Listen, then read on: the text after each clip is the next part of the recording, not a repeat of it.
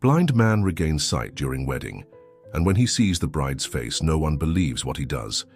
Michael Reynolds always knew how to face challenges.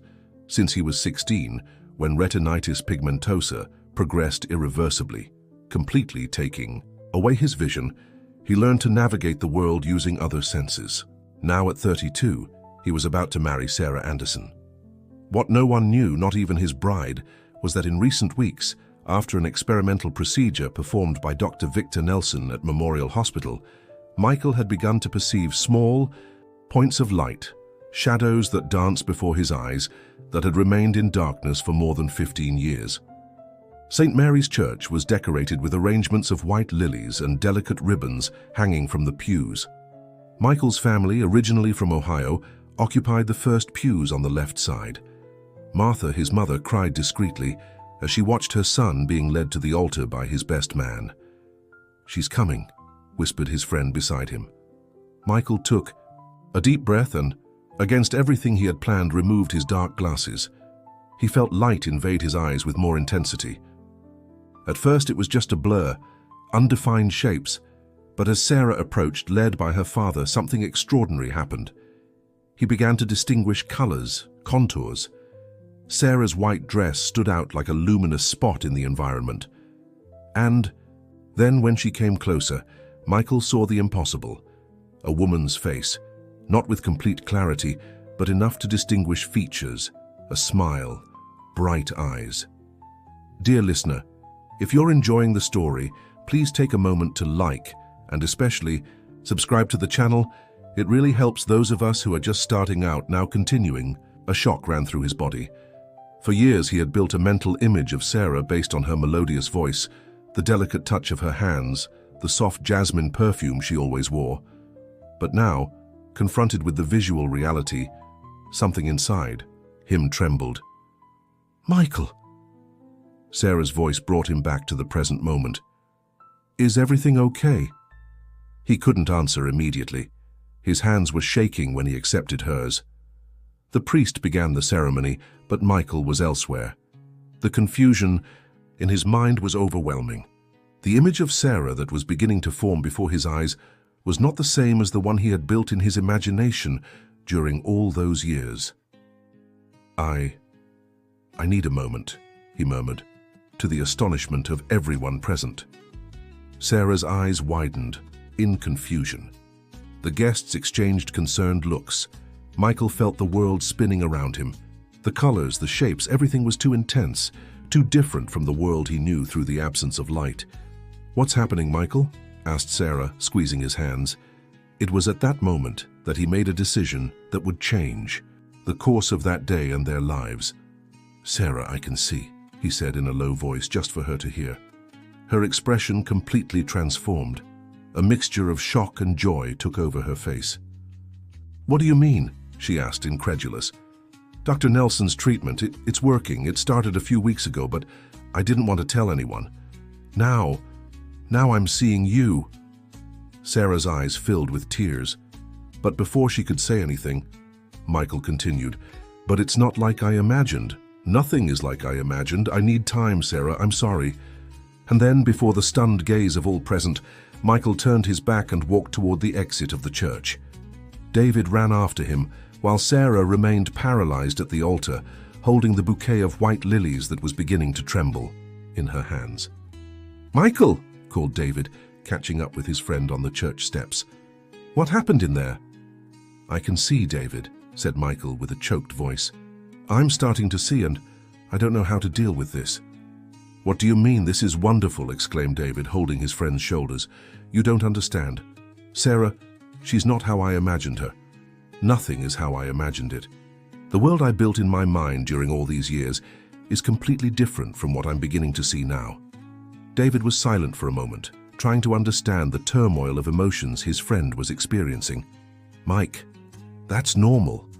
Of course reality would be different from your imagination, but you can't leave Sarah at the altar because of that." "I need time," insisted Michael. "I need to understand what's happening to me with my feelings." At that moment, Martha appeared at the church door, her face marked by tears. "Son, what happened? Sarah is devastated." "Mom, Michael hesitated. How could he explain that? He was going through the most profound transformation of his life? How could he make them understand that his identity, built in darkness, was being completely redesigned by the light that now invaded his eyes? "Michael is starting to see, Mrs. Reynolds," explained David, faced with his friend's silence. "The treatment he had is working." Martha's face lit up for an instant, but soon after concern returned to her features. "But why did you leave that way, my son?"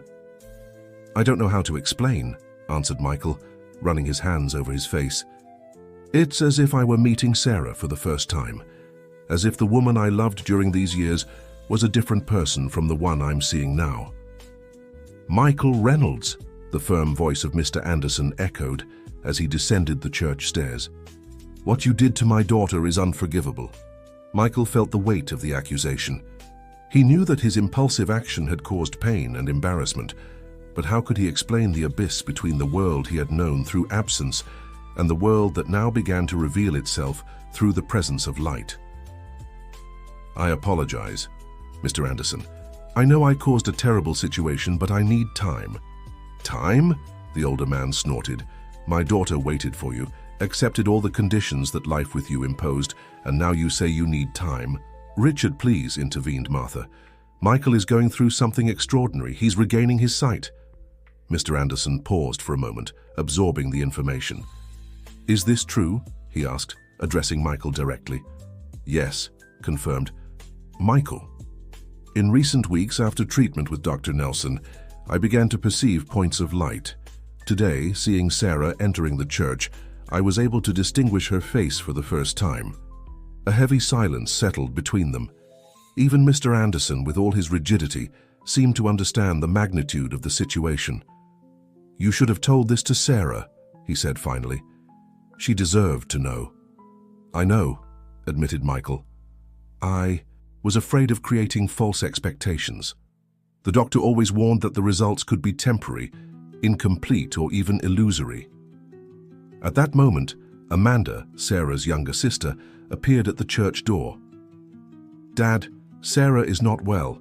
I think we'd better leave." Mr. Anderson cast one last disapproving look at Michael before returning inside the church. Amanda, however, remained for a moment, observing her almost brother-in-law with an indescribable expression. "She really loved you, you know," she said, before following her father. Amanda's words hit Michael like a physical blow. He knew he loved Sarah, but now everything was confused. The visual world that was beginning to open before him required not only physical but emotional readjustment. "Let's go home, son," said Martha, putting her arm around Michael's shoulders. "You need to rest and process all of this." As they moved, away from the church, Michael could feel the gazes of the guests who were leaving, confused and curious about the unexpected turn of events at the wedding. The news that the blind groom had left the bride at the altar would certainly spread through the city. That night, lying in his old bed in his mother's apartment in Brooklyn, Michael faced the darkness he had always known, but which was now dotted with small beams of light. The image of Sarah's face, still blurred and imprecise, wouldn't leave his mind. He knew he had made a terrible mistake. Not because of the feeling of confusion, which was legitimate, but because of the way he acted. Sarah deserved more than that. She deserved, at the very least, an honest explanation. His mother knocked softly on the door and entered, bringing a cup of chamomile tea. "How are you, my son?" "Confused," admitted Michael. "It's as if I were losing a part of myself, at the same time as I'm gaining another." Martha sat on the edge of the bed and held her son's hand. "You built your entire adult life without vision. It's natural that this change shakes your foundations, but leaving Sarah that way— I know, Mom, it was an impulse. When I saw her so different from what I had imagined, I panicked." "Different how?" Michael hesitated, searching for the words. "It's not a question of beauty. Sarah is beautiful, even with the little clarity I can see. It's that during all these years I created a mental image of her based on touch, voice, smell. And now seeing her, it's as if she were another person. But she's the same Sarah, son.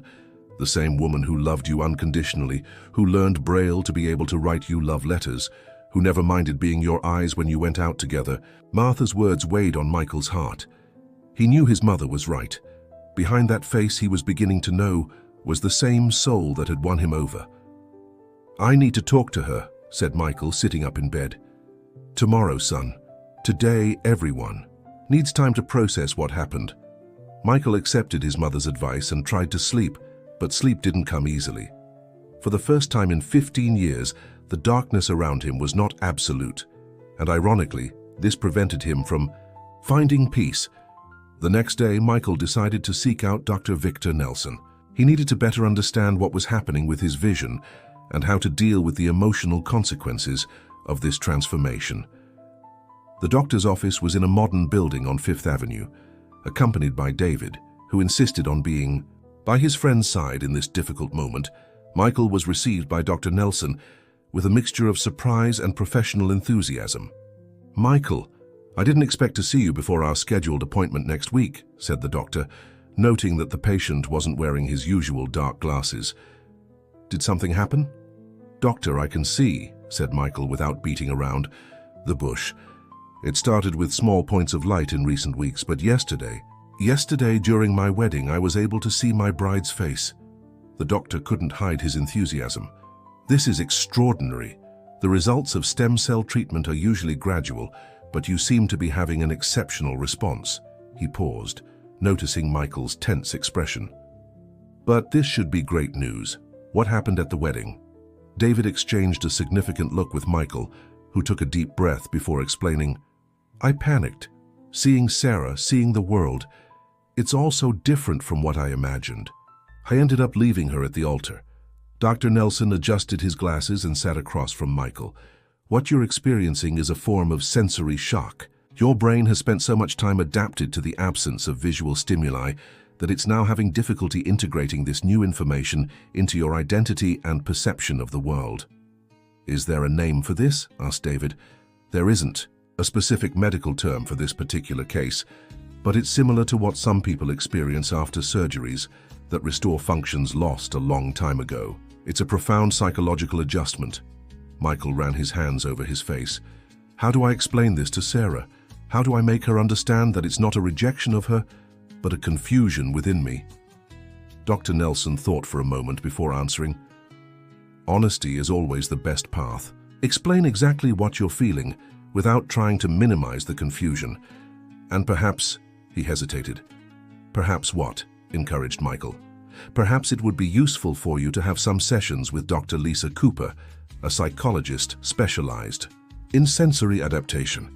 She has experience helping people deal with significant changes in perception of the world."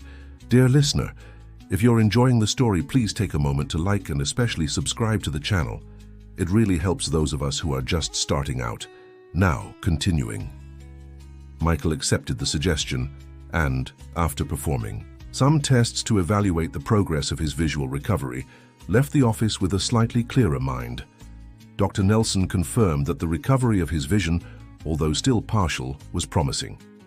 The stem cells injected into his retina were integrating with the degenerated tissue, gradually restoring visual function. "And how long will this adaptation process last?" asked Michael before leaving. "That varies greatly from person to person. It can take weeks, months. The important thing is that you allow yourself to live this process without judgments or rigid expectations." On the way back, Michael asked David to take him to Central Park. He wanted to experience the sensation of being in an open space with the new visual perception he was beginning to develop.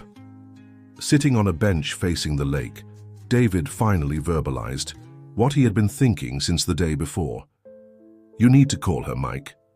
"I know," replied Michael, observing the diffuse forms of people walking through the park. The vibrant colors of the New York spring were a spectacle for his eyes that had rediscovered light. "But I don't know what to say. How do I explain something that even I don't completely understand?" "Start by apologizing," suggested David with simplicity. "The rest will come naturally." Michael took his cell phone from his pocket and asked David to dial Sarah's number. After a few rings, the call went to voicemail. He didn't leave a message. "She has every right not to want to talk to me now," said Michael, putting the phone away. "Give it time. She'll end up answering." But days passed and Sarah continued to ignore Michael's calls. He sent messages, emails, even a letter in Braille, a gesture that had always been special between them, but received no response. After 2 weeks of silence, Michael decided to go personally to Sarah's apartment in Greenwich Village. His vision continued to improve gradually, and he could already move around alone in familiar places, although he still needed help in new or very busy environments. When he arrived at the building, the doorman Jake, who knew him well, seemed surprised to see him without a companion and without the cane he used to use. "Mr. Michael, you look different." "I'm beginning to see, Jake," explained Michael with a shy smile. "It's a long process, but it's happening." The doorman's eyes widened. "Wow, what wonderful news! Miss Sarah will be so happy when she knows." Michael's smile disappeared. "Actually, she already knows. That's why the wedding didn't happen." Jake looked confused, but had the good sense not to ask more questions.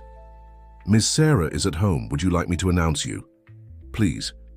Michael waited anxiously while the doorman spoke on the intercom.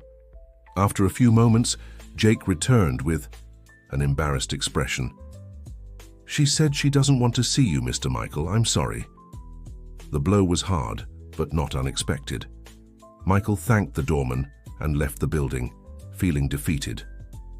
On the other side of the street, he sat on a park bench and let the tears come. It was strange to cry now, being able to see the blurry world through tears. Lost in his thoughts, he didn't notice when someone approached. "Michael!" He looked up and saw a feminine form in front of him. He couldn't clearly distinguish the face, but he immediately recognized the voice. "Amanda?" Sarah's younger sister sat down next to him on the bench. "I saw you leaving the building. My sister said you were there." "She didn't want to see me," said Michael, wiping away his tears. "I don't blame her." Amanda was silent for a moment, observing the man beside her. "You really can see?" she finally asked. "Yes. It's not perfect vision yet, but it's improving every day." "And that scared you so much that you left my sister at the altar?" Amanda's frankness was a characteristic that Michael had always appreciated about her. Even now, being the target of that frankness, he valued the honesty. "It wasn't fear of vision itself, Amanda. It was the shock of seeing Sarah and realizing that the mental image I had of her was completely different from reality. It was like meeting a stranger." Amanda reflected on his words. "You know, when I was 15, my parents sent me on an exchange to Australia. I spent a whole year living with a family I met through video calls. On the computer screen, the house seemed huge, luxurious. The family seemed perfect, always smiling. But when I got there, nothing was as I had imagined. The house was smaller, simpler. The family had problems like any other. For a while, I felt deceived, betrayed by my own imagination." Michael listened attentively. "And how did you deal with that?" "I realized that the problem wasn't reality, but the unrealistic expectations I had created. Over time, I learned to love that family and that house for what they really were, not for what I imagined they would be." Amanda's words touched Michael deeply. Perhaps that was the way, learning to reconcile the image he had built of Sarah with the real woman he was now beginning to know visually. "Do you think she'll ever forgive me?" Amanda sighed. "My sister is stubborn and proud, but she also has a huge heart. Give her time." "Time is passing, Amanda. What if she decides to move on without me?" Amanda's expression changed subtly, and even with his limited vision, Michael noticed her discomfort. "What is it?" "I don't know if I should tell you this, but..." Amanda hesitated. "Jason Miller is back in her life." Michael felt as if the ground were opening beneath his feet. Jason had been Sarah's boyfriend in college before Michael. They had a serious relationship that lasted almost 3 years, until Jason received a job offer in Seattle and decided to leave, ending the relationship. "He's back in New York." "About a month ago. He heard about the wedding and kept his distance, but after what happened, he's been coming to our house quite a bit." The news was a new blow to Michael. The idea of Sarah finding comfort in the arms of an ex-boyfriend was too painful to contemplate. "Are they..." "I don't know how far things have gone," Amanda replied, quickly. But I know they've been going out together. Sarah says they're just friends reconnecting, but you don't believe that? Amanda shrugged. Jason was always in love with her. I think he sees this as a second chance. Michael stood up from the bench, feeling a renewed urgency. I need to talk to her, Amanda. I need her to understand that what happened wasn't because of a lack of love. Try again when she's alone at home. Usually on Monday nights, Sarah stays in watching those medical shows she loves. Michael thanked her for the information and said goodbye to Amanda, promising not to mention that she had been the one who gave the tip. On the way back home, his mind was buzzing with thoughts about Sarah and Jason together. Had he already lost the woman he loved forever? The following Monday, Michael gathered all his courage and returned to Sarah's building. This time, he didn't announce his arrival. He waited patiently outside until a resident left and took advantage to enter. He went up to the 4th floor using the elevator and stopped in front of apartment 402, which he had visited so many times before. Taking a deep breath, he rang the doorbell. He heard footsteps on the other side of the door and felt his heart race. The door opened, and even with his vision still not fully recovered, Michael immediately recognized Sarah's outline. "Michael!" The surprise was evident in her voice. "How did you get into the building?" "I needed to see you, Sarah. We need to talk." She hesitated for a moment, but then opened the door wider, allowing him to enter. The apartment was exactly as Michael remembered through touch and sound, cozy, with the characteristic lavender scent that Sarah used in diffusers. "How you look different," she said, observing him. "You're not wearing your dark glasses?" "I don't need them anymore. I'm seeing better and better." An uncomfortable silence hung between them. "Why are you here, Michael?" Sarah finally asked, crossing her arms in a defensive posture. "To apologize, to try to explain what happened that day. Do you think an explanation will erase the humiliation I felt?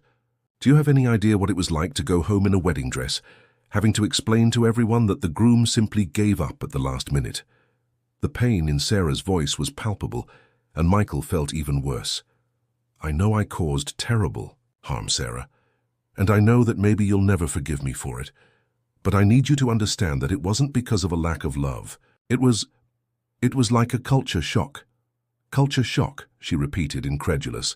"When I started to see, I began to realize that the visual world is drastically different from the world I knew through other senses. It's as if I had lived in one country for 15 years and suddenly was transported to another with another language, another culture, other rules." Sarah sat on the sofa, listening attentively. "And when I saw you for the first time," continued Michael carefully, choosing his words, "it was like meeting a stranger. Not because you weren't beautiful, because you are beautiful, Sarah, but because the mental image I had built of you was completely different." "Different how?" The question came almost in a whisper. Michael sat in the armchair across from her. "I always imagined your eyes darker, almost black, but they are such a light honey brown that they seem golden when the light hits them. I imagined your smile taking up half your face, but it's delicate, contained, with that dimple on the right side that appears when you're really happy. I imagined your nose more upturned, but it has a gentle, elegant curve." Sarah observed him with an expression difficult to decipher. "And that made you leave the altar?" "It wasn't just your appearance, Sarah. It was everything. The colors, the shapes, the light. It was as if, suddenly, I didn't know anything or anyone anymore, including myself. I panicked. Why didn't you tell me about the treatment?" Michael lowered his eyes. "I was afraid of creating hopes. Dr. Nelson always made it clear that the results could be minimal or even temporary. I didn't want you to live this emotional roller coaster with me. But that should have been my choice, Michael. I had the right to decide whether I wanted to go through this by your side or not." He nodded, acknowledging the mistake. "You're right. I should have shared this with you. It was selfish of me to try to spare you." Sarah got up and walked to the window, where the light of the New York afternoon created a spectacle of colors in the sky. "You know what hurt me the most?" she said without turning around. "It was realizing that, after all this time together, You still didn't trust me enough to share something so important." Michael felt the weight of those words. She was right. The lack of trust had been the real problem, not the shock of recovered vision. "I was wrong, Sarah. I made a terrible mistake. And I'm here to ask for a second chance. For us to start over, getting to know each other again, with all our senses." Sarah turned to face him. "And if I say, I'm already moving on?" Michael's heart tightened.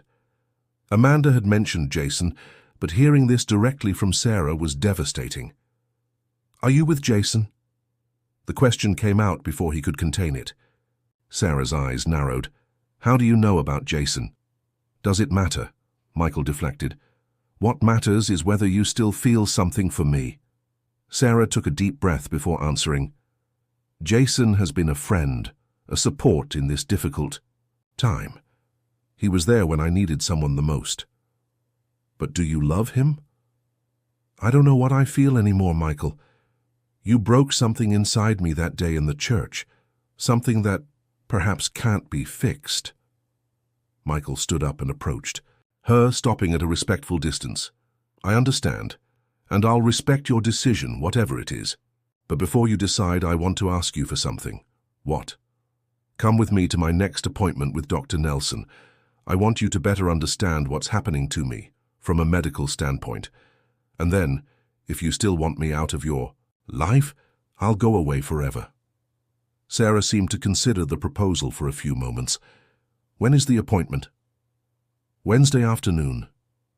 "I have a commitment with the publishing house at that time," she said, referring to her work as a text editor. "But I can try to reschedule." "Please," insisted Michael. "It's important." Dear listener, if you're enjoying the story, please take a moment to like and especially subscribe to the channel. It really helps those of us who are just starting out. Now continuing. Sarah finally agreed, and Michael felt a small flame, ray of hope, reignite in his chest. As he left the apartment, he promised to send the details of the appointment by message. In the elevator, he allowed himself a small smile. It was just a first step, but it was better than nothing. The days that followed were ones of intense preparation for Michael. He consulted with Dr. Cooper, the psychologist recommended by Dr. Nelson, who helped him organize his thoughts and feelings about the new visual perception he was developing. He also spent hours revisiting old photo albums, trying to reconcile the images he could now see with the memories he had built through his other senses. On Wednesday, Michael arrived at Dr. Nelson's office early. He was nervous not just about the appointment itself, but about the reunion with Sarah in such a significant environment. When she entered the waiting room, Michael felt his heart speed up. Even with his vision still partially compromised, he could see that she was especially beautiful that day, with a light blue dress that enhanced the golden tone of her eyes. "Thank you for coming," he said, standing up to receive her. "I'm here to understand, not to promise anything," replied Sarah, maintaining an emotional distance that Michael could feel. Dr. Nelson received them with enthusiasm. After a brief introduction, he explained to Sarah, "Michael's case is extraordinary. The degeneration of the retina that caused his blindness was considered irreversible by traditional medicine. The stem cell treatment we performed was experimental, with very low chances of success. But against all odds, the cells are integrating with the damaged tissue and re-establishing the neural connections necessary for vision." "And how long will this recovery last?" asked Sarah with genuine interest. "We can't predict exactly. The recovery may continue progressing for months, stabilize at the current level, or even, in rare cases, regress. What I can affirm is that so far the results are promising." Michael observed Sarah's reaction to the doctor's words. There was a mixture of fascination and concern on her face. "And what about the psychological impact?" she asked. "How does someone who has lived so long without seeing deal with the sudden recovery of vision?" Dr. Nelson adjusted his glasses before answering. "It's an extremely complex adaptation. Imagine spending 15 years in a foreign country, where you learn the language, the customs, the culture, and then suddenly being transported back to your country of origin, which now seems strange and unknown. That's the best analogy I can offer." The doctor's words seemed to find an echo in Sarah, who cast a different look at Michael. Is that what you felt on the wedding day? As if you were in a completely strange place? Exactly, confirmed Michael. It was as if I had to learn everything again, including who I was. Dr. Nelson continued.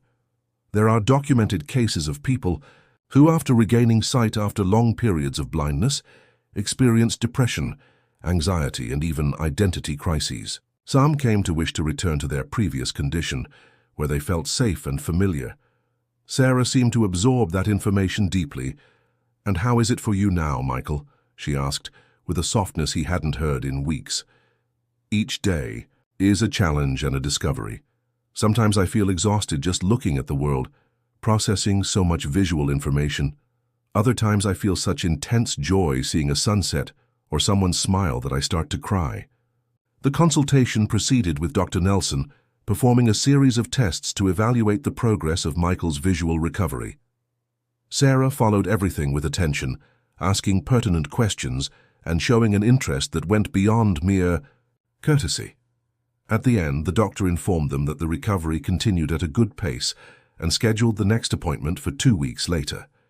"You are lucky," he commented as he accompanied them to the door.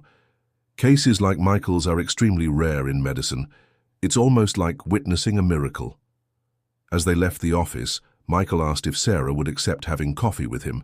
To his surprise, she agreed. They walked to a nearby coffee shop on the corner of 5th Avenue and 42nd Street. Sitting at a table near the window, with the characteristic hustle and bustle of New York's main avenue in the background, they finally had a more open conversation. "Thank you for coming today," said Michael, holding the coffee cup with both hands. "Understanding the medical side of all this is important to me." "It was enlightening," admitted Sarah. "I think I had never really thought about the psychological impact of regaining sight after so long." A comfortable silence settled between them, something they hadn't experienced since before the fateful wedding day. "How is it for you?" Sarah finally asked. "Seeing the world after so long?" Michael smiled slightly. "It's scary and wonderful at the same time. The colors are more vibrant than I could ever imagine, and there's so much visual information everywhere that sometimes I feel overwhelmed." "And how is it seeing me?" The question caught Michael by surprise. He looked deeply at Sarah, striving to focus his eyes, which still didn't see with complete clarity. "At first it was a shock, as I've already explained to you, but now—" He took a deep breath. "Now I'm relearning to know you visually, and each detail I discover makes me love you even more." Sarah lowered her eyes, visibly moved. "Michael, I don't know if I can go through this again.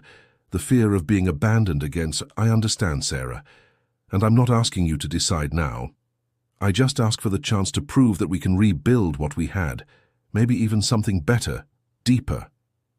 Sarah took a sip of her tea before answering. "Jason asked me to be his girlfriend last night." The words hit Michael like a punch to the stomach. "And what did you answer?"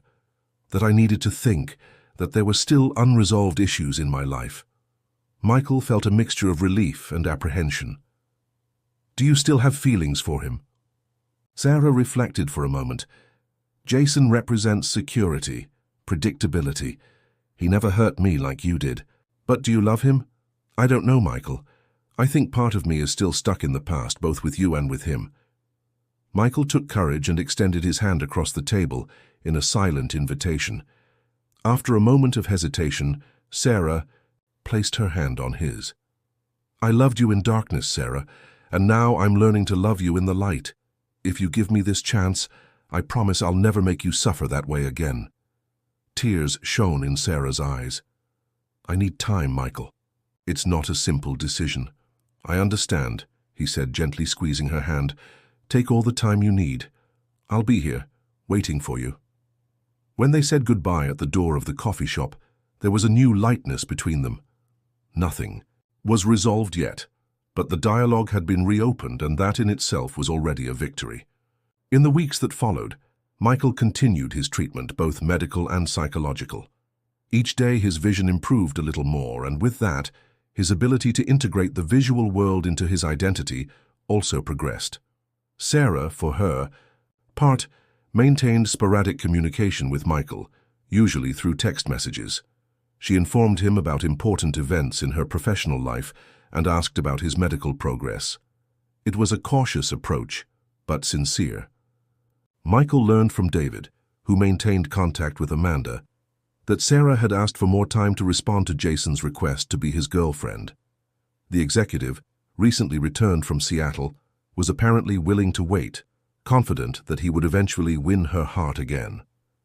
On a Saturday afternoon, about 2 months after the cancelled wedding, Michael was in Central Park when he received a message from Sarah.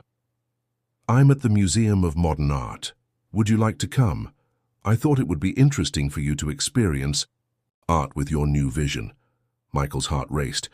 It was the first direct invitation Sarah had made since the breakup. Without hesitation, he replied that he would be there in 20 minutes. The Museum of Modern Art, located in the heart of Manhattan, was one of Sarah's favorite places. Michael remembered how she used to describe the works to him with so much enthusiasm and detail that he could almost visualize them. When he arrived at the museum, he found Sarah at the entrance. She wore an emerald green dress and had her hair loose, falling in soft waves over her shoulders. Michael, whose vision had improved considerably, felt momentarily breathless seeing her. "You look beautiful," he said, approaching. Sarah smiled shyly. "Thank you. You look good too. Different without the dark glasses." They entered the museum and began to tour the galleries. Michael was amazed by the vibrant colors, shapes, and textures of the exhibited works. It was a completely new experience for him. "It's so different from how I imagined," he commented in front of an abstract canvas by Jackson Pollock. With the help of David and his mother Martha, he organized everything for the meeting at Washington Square Park, a tranquil green space in the heart of Greenwich Village. At exactly noon, Michael anxiously awaited near the central fountain of the park. He had chosen a relatively isolated location where they could have privacy. Beside him, on a rustic wooden table, some objects were arranged covered by a cloth. Punctually, Sarah appeared. She wore jeans and a light blue blouse, simple but elegant. Her hair was tied in a casual ponytail. "Hi," she said, approaching. "I'm here as I promised." Michael smiled, feeling his heart speed up. "Thank you for coming. It means a lot to me." "What did you want to show me?" she asked, curious. Michael indicated the table beside him. "Before anything, I want you to understand something. When I regained part of my vision and saw you for the first time, I panicked because reality was different from what I had imagined. But that doesn't mean I didn't love you, or that the real image of you disappointed me. On the contrary." Sarah listened attentively. "The problem was that I had never experienced vision as an adult. My brain didn't know how to process visual information. It was like learning a new language without a teacher, without a dictionary." "And now?" she asked in a low voice.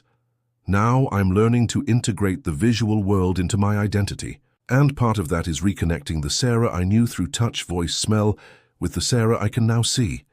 With that, Michael removed the cloth that covered the objects on the table. They were small ceramic sculptures, each representing a part of Sarah's face, eyes, nose, mouth, the contour of the face. "I made these sculptures in the last few weeks, with the help of an occupational therapist," explained Michael. "Each piece represents how I saw you through touch before regaining my vision." Sarah picked up one of the pieces, a delicately sculpted eye, and observed it with emotion. "This is beautiful, Michael." "Now," he continued, removing a second cloth that covered another part of the table, "these are watercolors I painted recently, representing how I see you now with my eyes." The watercolors, although simple and somewhat amateur, captured details of Sarah's face with evident tenderness. The sparkle in her eyes, the gentle curve of her smile, the texture of her hair. You painted this?" she asked, moved. "Yes. I started taking painting classes a few weeks ago. It's part of my visual rehabilitation process." Sarah compared the sculptures with the paintings, noticing the differences and similarities between them. "They're different," she commented. "Yes, they are. But the love I feel when creating each one of them is the same. The same love I felt when I met you, when I asked you to marry me, and that I feel now looking at you." Michael gently took her hand. "Sarah, I know I hurt you deeply. I understand if you decide to move on with Jason, but I want you to know that, for me, you will always be the same wonderful person I met, regardless of how my senses perceive you." Tears ran down Sarah's face. She looked long at the pieces on the table, then at Michael. "Do you know why I took you to the museum yesterday?" "Why?" "Because I wanted to see if the Michael who loved art through my words still existed in the Michael who can now see the works with his own eyes." "And do you know what I discovered?" Michael held his breath, waiting. "That your sensitivity, your way of perceiving the world is the same. You just gained a new dimension. You didn't lose who you were." These words touched Michael deeply. "And Jason?" he couldn't help but ask. Sarah sighed. "After I left the museum yesterday, I went to meet him. We had a long conversation, and I told him I couldn't accept his request to be his girlfriend." Michael's heart raced. "Why?" "Because I realized I'm still in love with you, Michael. Even after everything, even with the fear of getting hurt again, I can't stop loving you." Michael felt as if an enormous weight were lifted from his shoulders. Without thinking twice, he moved closer to Sarah and hugged her, feeling the familiar scent of jasmine that had always enchanted him. "I love you, Sarah, with all my senses, with every part of my being." When they separated from the hug, their eyes met. Slowly, moved by a natural impulse, their lips approached in a gentle kiss full of promise and reconciliation. "This doesn't mean that everything is resolved," said Sarah when they separated. "We still have a lot to rebuild, a lot of trust to recover." "I know," agreed Michael, "and I'm willing to do whatever it takes, in whatever time is necessary. This time, I want to build something even stronger, more true." Sarah smiled, a smile that lit up her eyes in a way that Michael could now see and fully appreciate. "We can start with a date," she suggested. "A dinner, perhaps." "Different how?" asked Sarah, interested. "When you described the works to me, I created mental images based on your words, but reality has nuances that are impossible to describe. The way colors mix, how light reflects on the canvas."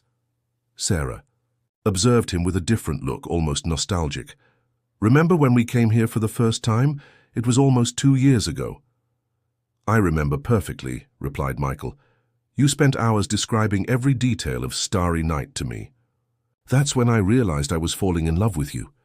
A soft blush colored Sarah's cheeks. "I fell in love with you that day, too, because of the way you listened, how you valued every word of mine, how you connected with art through me." They continued touring the museum, sharing memories and creating new ones. At a certain point, they stopped in front of a contemporary installation that explored the interaction between light and shadow. "What do you see?" asked Sarah. Michael observed carefully before answering. "I see shadows that dance, shapes that transform with the movement of light. It's like I imagined the world would be when I began to perceive the first points of light after the treatment." Sarah was silent for a moment, processing those words. "Michael, can I ask you a difficult question?" "Of course. If you had known from the beginning that regaining your sight would cause so much confusion, so much suffering, would you still have done the treatment?" The question caught Michael by surprise. He reflected deeply before answering. "Yes, I would have done it. Not for the vision itself, but for the possibility of seeing you, even if that meant going through this painful process of readaptation." Sarah's eyes filled with tears. "Why didn't you tell me about the treatment? I could have been by your side throughout the process." "I was afraid," admitted Michael. "Afraid of creating expectations and then disappointing you if it didn't work. And perhaps I was also afraid that upon really seeing me you would no longer love me." Sarah shook her head, incredulous. "How could you think that? I loved you for who you are, Michael, not for the presence or absence of vision. I know that now," he said, taking a step toward her. "And if I could go back, I would have shared everything with you from the beginning." They looked at each other deeply for a few moments, as if reconnecting on a level that went beyond words. However, the moment was interrupted by the ring of Sarah's phone. She checked the device, and her expression changed subtly. "It's Jason," she said, averting her gaze. "He wants to know if I'm available for dinner." Michael felt a twinge of jealousy, but tried not to show it. Are you going? Sarah hesitated. I promised I would give him an answer today, about the request to be his girlfriend. Michael's heart tightened. And what will your answer be? I don't know, Michael. Part of me wants to move on, leave the past behind. Jason represents a new beginning, without scars, without complications. And the other part? Sarah looked at Michael again with tears in her eyes. The other part still loves you, still believes that what we had was special, unique. Michael moved closer, gently touching her face. I never stopped loving you, Sarah, not for a second. What happened that day in the church was a shock, a reaction to the unknown. It wasn't a rejection of you.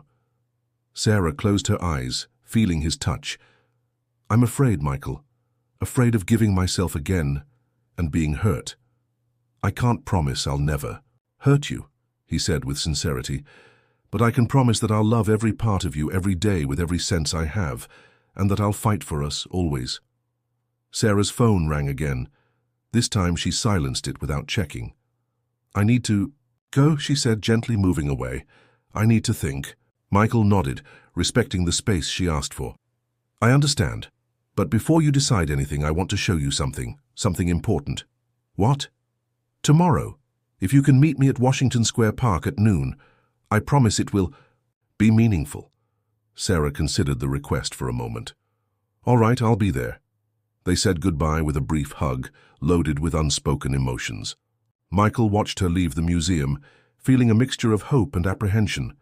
He had planned something special for the next day, something he hoped could reconnect Sarah to the feelings they had shared for so long.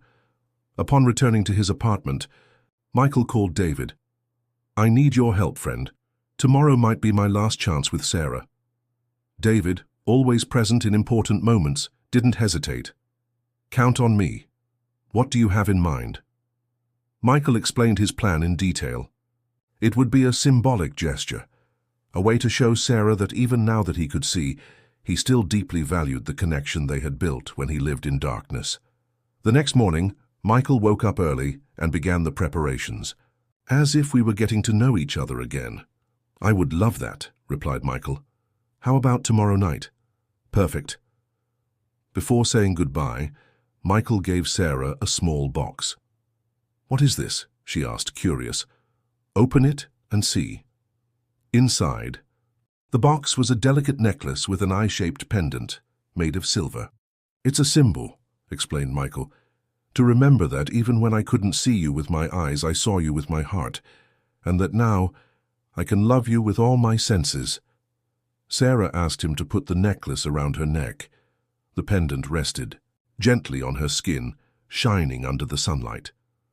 Until tomorrow, then, she said, kissing him lightly on the lips before leaving. Michael watched her walk away, feeling immense gratitude for the second chance he had been given.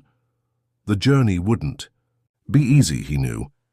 There would be many challenges ahead, both in his adaptation to recovered vision and in rebuilding trust with Sarah. But for the first time in months, he felt truly hopeful. In the months that followed, Michael and Sarah rebuilt their relationship, step by step. They started with simple dates, dinners, walks in the park, movie sessions, as if they were getting to know each other again, but now with a depth that came from their shared history. Michael continued his treatment with Dr. Nelson, and his vision improved considerably, although it never reached 100% visual acuity. The sessions with psychologist Dr. Cooper were also fundamental in helping him integrate the visual experience into his identity. Sarah, for her part, actively participated in this process. She accompanied him to medical appointments, took interest in his progress, and helped him explore the visual world that was now opening up to him. At the same time, she kept alive the connection they had built during the years of blindness, always valuing the other senses, the other ways of perceiving the world. 6 months after the reunion in Washington Square Park, on a starry night at the Brooklyn Promenade, Michael took Sarah's hands in his and asked the question that had been suspended since that fateful day in the church. Sarah Anderson, would you marry me again? She smiled with tears in her golden eyes that Michael could now see and admire. Yes, Michael Reynolds. I will marry you. The wedding took place 3 months later in an intimate ceremony at the Brooklyn Botanic Garden. Unlike the first attempt, there was no grand church, nor hundreds of guests. Only the closest people, those who had supported the couple during the journey of separation and reunion. At the moment of the vows, Michael did something unexpected. He asked everyone present to close their eyes, including the bride. "During a large part of my life," he said, "I lived in a world of darkness. And it was in that world that I fell in love with you, Sarah. I knew your soul before I knew your face. I loved your essence before seeing your smile. And today, I want to renew this commitment, promising to love you with all my senses, both in light and in darkness." With his eyes closed, Michael placed the ring on Sarah's finger, guiding himself by touch as he had done so many times before. Then Sarah, still with her eyes closed, did the same. When they finally opened their eyes, they met in a gaze that transcended physical vision, a gaze of souls that recognized each other deeply. The kiss that sealed the union was more than a traditional gesture. It was the celebration of a love that had been tested, transformed, and strengthened. A love that had learned to see beyond appearances, to find beauty both in light and in darkness. At the end of the ceremony, as the newlyweds walked among the guests, Michael leaned in to whisper in Sarah's ear, "You are even more beautiful than I could have ever imagined. And each day that passes, I discover new details to love about you." Sarah smiled, squeezing her husband's hand. "And you, Michael, are exactly as I always knew you would be. The man who learned to see with his heart, long before regaining the vision of his eyes." Together they set out for the new life that awaited them, a life of shared discoveries, challenges overcome together, and a love that, like Michael's recovered vision, only grew and deepened with time. The end of the story. Dear listener, what did you think of Michael and Sarah's journey? Would you do the same in his place? Leave your like, comment your opinion, and subscribe to the channel for more stories that touch the heart. Your company means a lot to us.